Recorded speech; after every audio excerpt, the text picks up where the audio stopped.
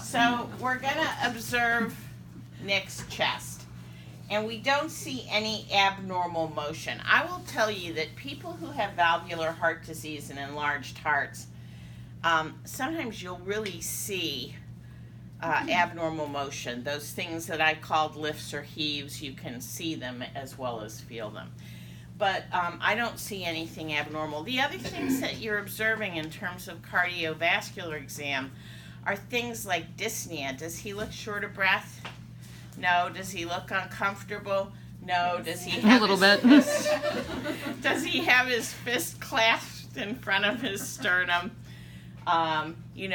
So we have here a young man in no acute distress. His color is normal. He doesn't look cyanotic.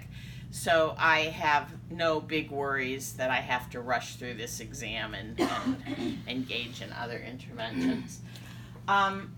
If you look at Nick's sternum, you can see that if we line up sticks, that there is an angle. There's a place where the sternum bends. And that place is the angle of Lewis, or the angle of Lewy. And if you feel, you can usually find it and feel a little ridge there. All right?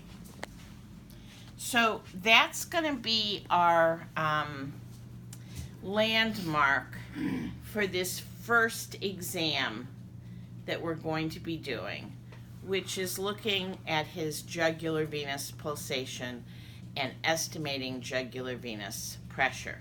Now, I'll tell you, go ahead and lie back, that at whatever angle Nick is lying, whether he's sitting up straight or lying down flat, his angle of Lewis is about 5 centimeters superior to his right atrium.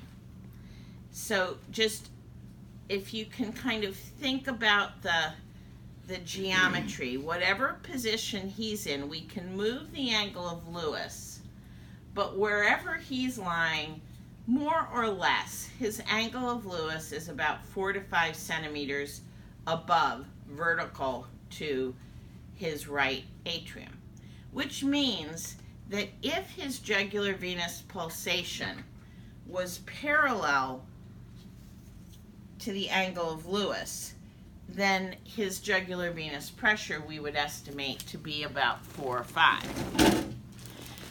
So I'm going to have Nick turn his head. I'm going to turn off the overhead light. I'm going to apply a little oblique light, and I'm looking in this little triangle. So do you remember what these two things are? Yeah, they're the two heads of the SCM. This one is attached to the sternum. This one is attached to the clavicle. And I don't, yeah, maybe a little. I don't see much pulsation. I see a little. So I'm going to actually put you back a little. And because this table is so wonky, I'm going to have you sit up. Okay, so go ahead and lie down.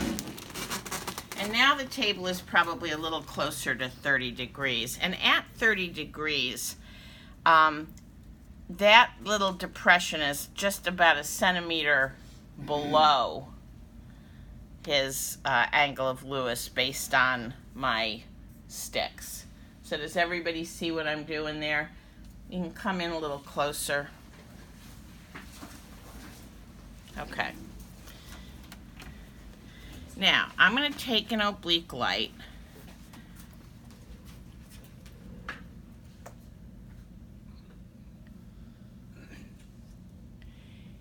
And I see movement from breathing. But I'm also seeing a little bit of a pulsation in that depression. And I might lie you back just a little bit further because I think you're a little dehydrated this morning. Okay, go ahead and lie back.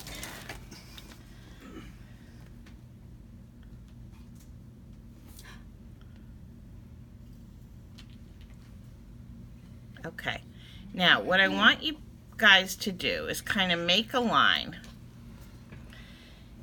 and come around and look here for a little shadow pulsation in my light, okay?